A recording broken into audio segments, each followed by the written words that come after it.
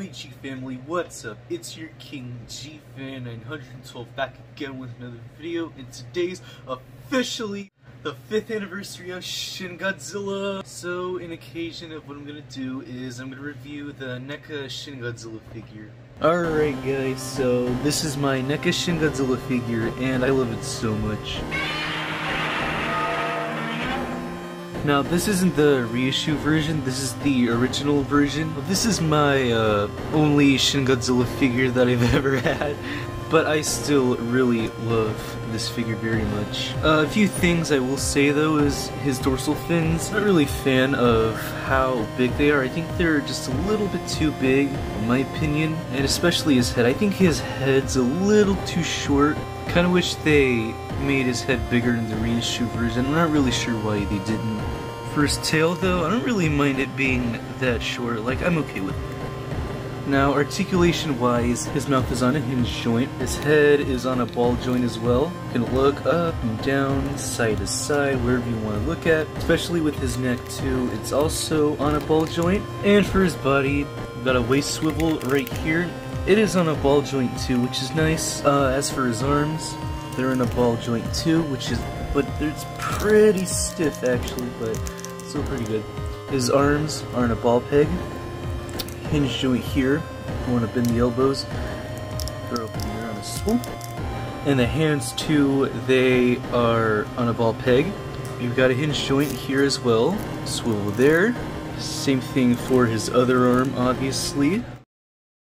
That happened. Same thing for the other arm, like I said. His thick thighs are on a ball joint as well. It's pretty stiff though. The legs are on a hinge joint, swivel joint, and his foot is on a ball joint as well. Same thing for the other leg as well. And his tail is on a ball joint here. We got another ball joint in here as well. Another ball joint. Now I don't really like this mold. I don't like how it curves to the end of his tail right here. I'm not really too much of a fan of that, but here we got his tail right here, and it is on a bendy wire, but it might get really old, and so I would really be careful if you still have this figure that not to bend the wire so much because it could possibly snap.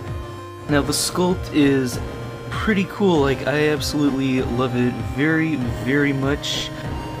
And the paint job too. I really love how the black is dry brushed through all of the reds right here, especially like on the chest as well, for example. It's super good. It's definitely better than the Monster Arts Shin, in my opinion. So there he is compared to the NECA Godzilla 2014 reissue and the Godzilla 2019 version. So for the tail in my figure, the ball joint, it completely falls over. Not because of the ball joints are loose, no, it's just the weight of the plastic of the tail.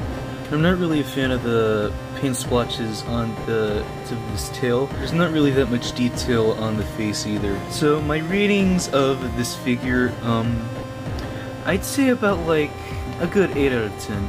You know, just because of his sculpt, with his head being a bit short, and his dorsal fins being a bit too big, and the weight of his tail could have been a bit more lighter. Like I said, they could have done a much better job with the tail. But hey, it is what it is. I still like this figure. I'm really happy that it's been half a decade since Shin Godzilla came out, and I think it's a pretty good movie, actually. Thank you guys so much for watching, and once again, I really, really like this figure a lot, and it's just amazing. Thank you guys, and this is your King G Fan 912 signing out. Goodbye, my G family, and happy anniversary, Shin Godzilla!